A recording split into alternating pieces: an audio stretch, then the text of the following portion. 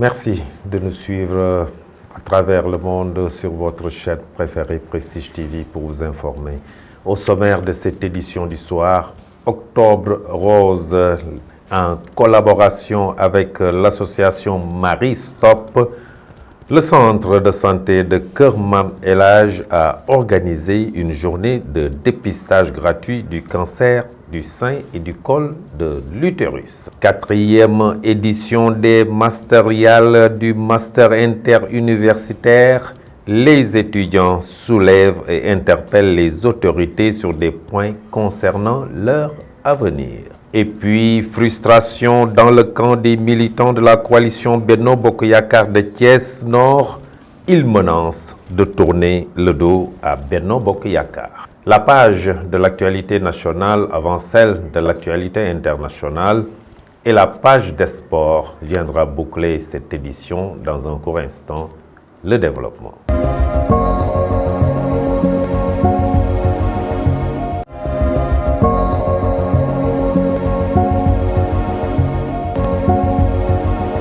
Mesdames, mademoiselles, messieurs, bonsoir et bienvenue dans ce journal que nous ouvrons avec le point Covid du jour. Le ministère de la Santé et de l'Action sociale a fait le point sur la situation journalière de l'évolution de la Covid-19 au Sénégal ce jeudi 27 octobre 2022. Sur 367 tests réalisés, le Sénégal a enregistré 9 nouvelles contaminations. 12 patients hospitalisés ont été contrôlés négatifs et déclarés guéris. Aucun cas grave n'est pris en charge dans les services de réanimation des hôpitaux. Aucun cas de décès n'a été enregistré hier, mercredi 27 octobre 2022.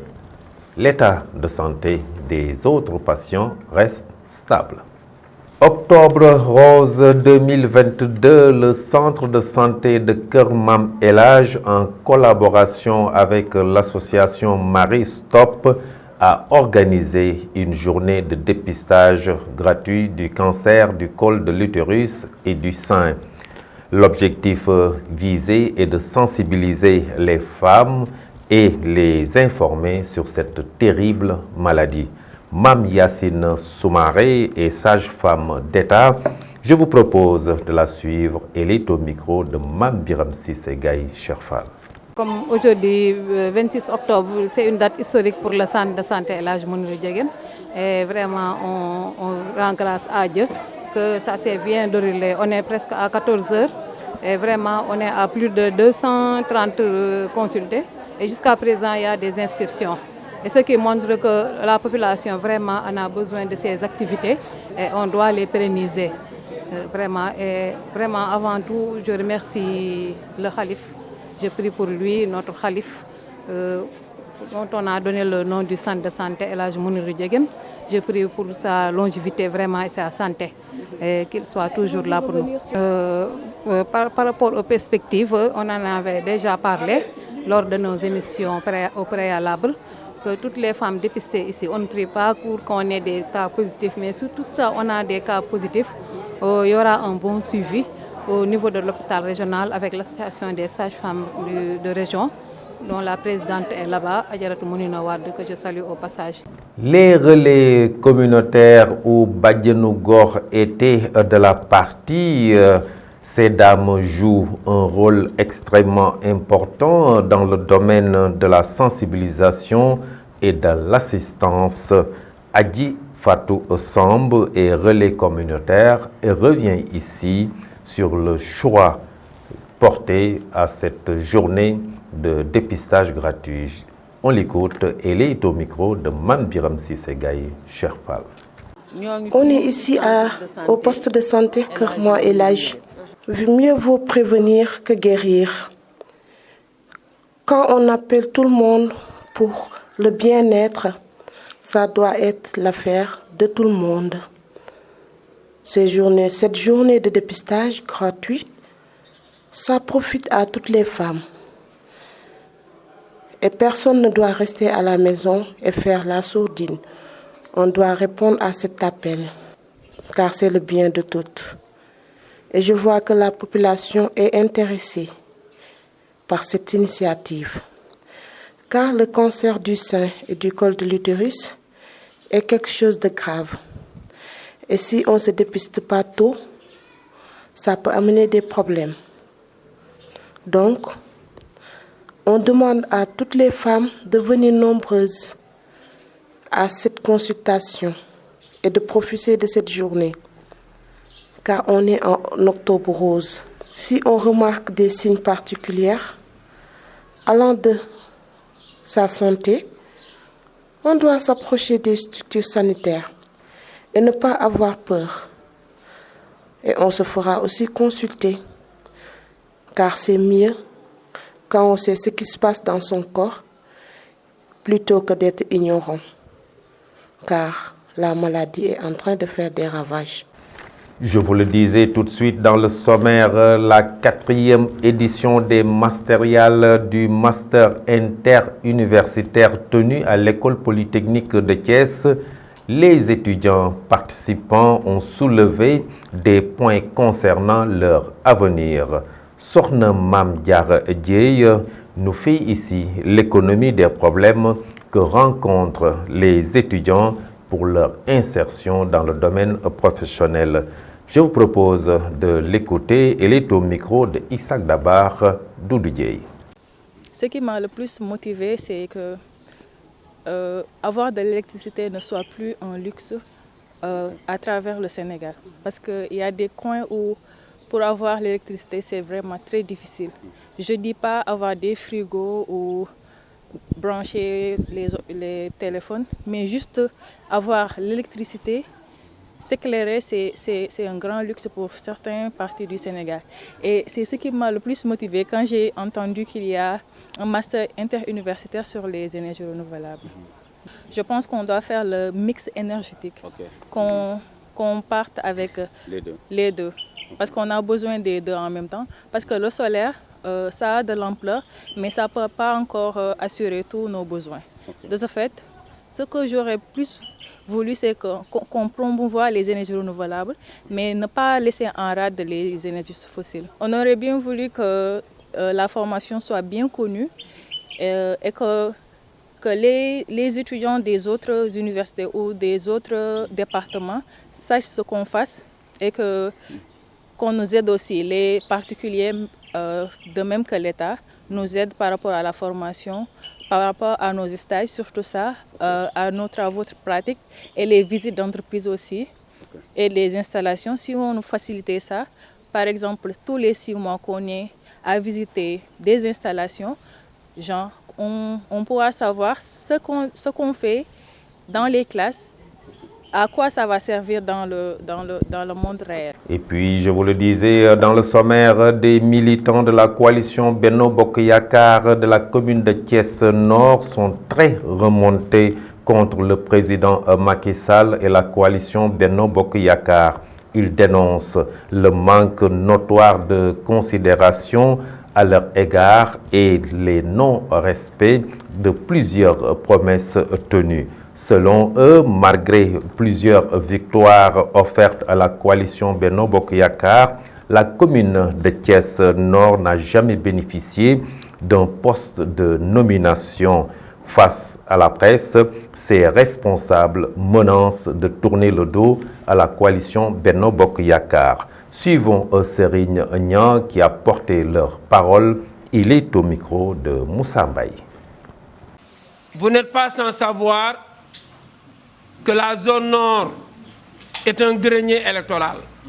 Les responsables qui sont au niveau de la zone nord ont toujours accompagné le président de la République depuis l'avènement de 2012. Mais malheureusement, nous avons reçu beaucoup de promesses. Mais qu'est-ce que nous constatons? Que jusqu'à présent, au niveau de Thiès Nord, le mal est profond. Thiès Nord, qui regroupe 19 centres de vote, plus de 70 000 électeurs, qui abrite le marché central qui est un poumon économique de la ville de Thiès, fréquenté par nos braves femmes, qui rencontrent d'énormes difficultés. Raison pour laquelle, lors des élections locales, quand ils ont voulu mettre quelqu'un, l'ex-maire, pour qu'il soit encore maire au niveau de la commune, nous sommes dressés contre Benno Bokk Yakaar. Nous avons créé une liste parallèle. Partout dans les centres de vote, nous avons battu Benno Bokk Yakaar pour montrer que nous sommes les vrais responsables de la zone nord. Avec les nominations au conseil collectivité territorial, les portefeuilles ministériels, les directeurs de société, zone nord n'a pas bénéficié encore de ces nominations. Et qu'est-ce que les gens veulent? Qu'on continue derrière le président avec des responsables qui sont là et qui viennent rencontrer les populations que quand les élections s'approchent. Non, nous disons non.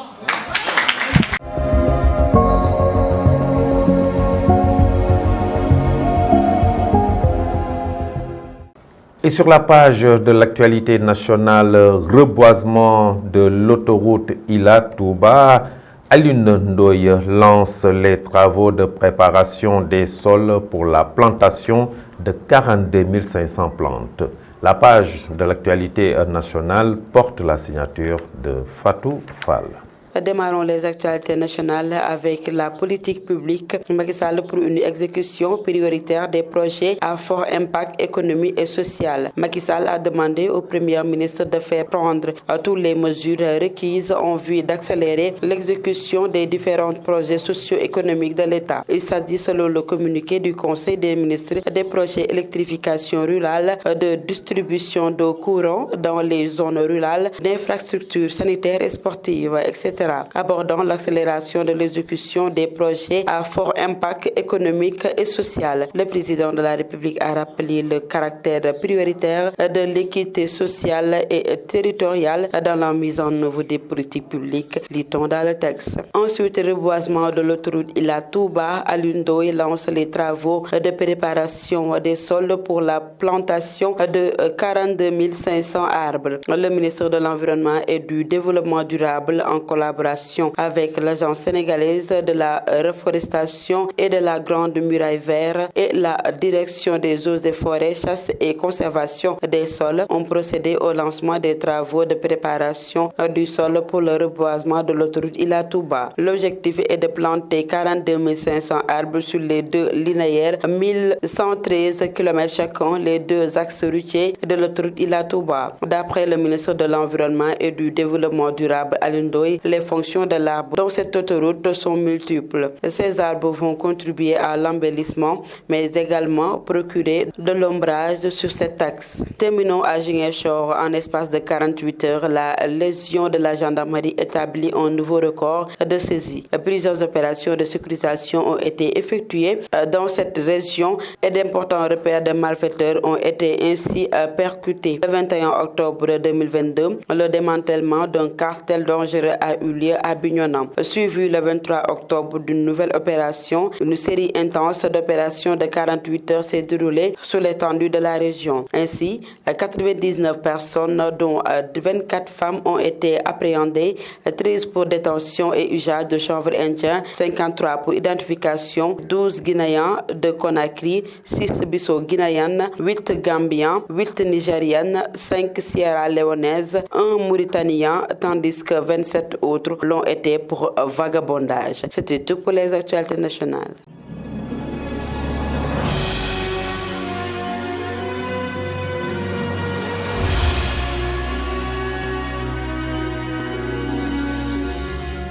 Et sur l'international au Burkina Faso, l'armée recrute 50 000 volontaires pour faire face à la menace terroriste.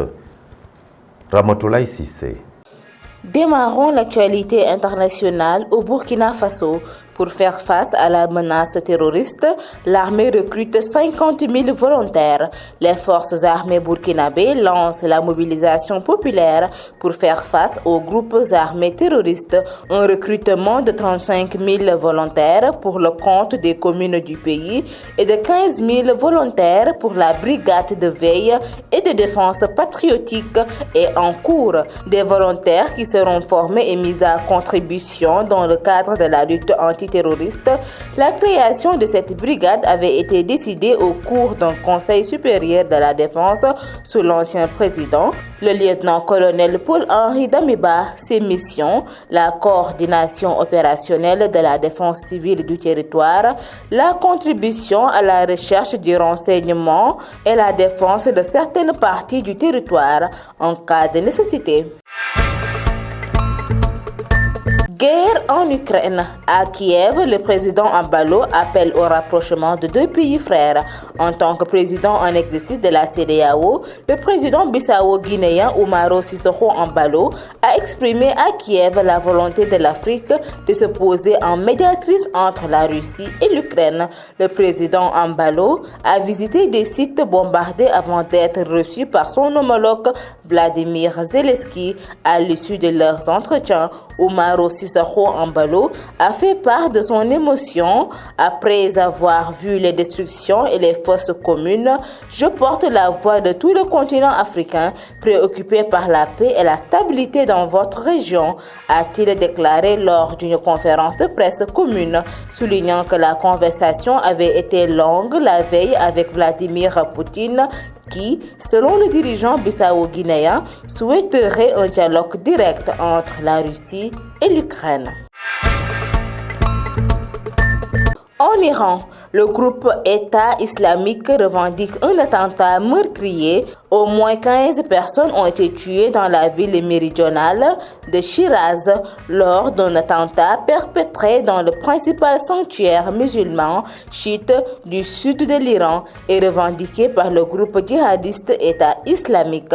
L'agresseur a tiré aveuglément sur les fidèles dans le sanctuaire le plus important du sud de l'Iran qui arbitre la tombe d'Ahmad, frère de l'une des figures les plus vénérées du schisme, l'imam Reza, mort en 818. Mesdames et messieurs, c'en est tout pour l'actualité internationale.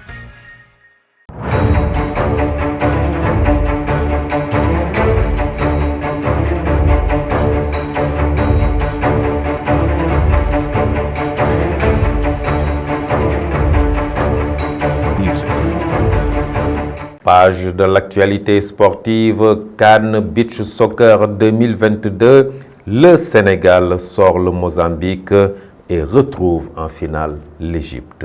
Adji Aramsek.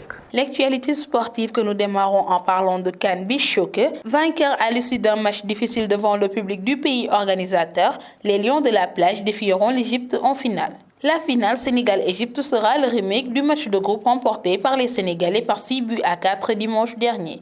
Les champions d'Afrique en titre visent un 7e trophée dans cette compétition. À noter que le Sénégal a également décroché sa qualification pour la Coupe du Monde après sa victoire contre le Mozambique. Parlons à présent de basketball. La Fédération sénégalaise de basketball est proche de signer avec un nouvel équipementier. Si tout se passe comme prévu, le contrat sera signé au mois de novembre prochain. L'équipe de Maître Babacar Ndiaye va très vite trouver un remplaçant à Nike. En effet, en place depuis 2007, l'équipementier américain n'allait pas renouveler son contrat. Il se susurre même qu'il se retire de toute l'Afrique. Nike donnait par année $50 000 américains, soit 32 700 000 francs à la Fédération sénégalaise de basketball. La moitié en équipement et matériel, l'autre en liquide. Terminons cette note sportive en parlant de Ligue des Champions contre une équipe déjà éliminée avant même le coup d'envoi du match. Le Bayern Munich et Sadio Mané n'ont pas eu piqué. Au Camp Nou, ils ont encore surclassé le FC Barcelone 3-0. Les Bavarois ont démontré leur supériorité dans cette opposition. Après seulement 10 minutes, Sadio Mané ouvrait le score pour son 10e but sous les couleurs du Bayern Munich. Après l'attaquant sénégalais, c'est l'inévitable attaquant camerounais Eric Maxime Choupo-Moting qui doublait la mise sur un contre-assassin dans la demi-heure de jeu. Mieux encore, ils vont ajouter un 3e but en toute fin de seconde période par l'intermédiaire de Benjamin Pavard. Comme la saison dernière donc, le Bayern s'est imposé à l'aller et au retour et assure la première place, alors que le Barça jouera en Ligue Europa. Mesdames et messieurs, c'en est tout pour cette note sportive. Merci Adji Aramsek pour cette page sportive qui vient boucler cette édition du soir. Merci de l'avoir suivi. Passez une excellente fin de soirée. Au revoir.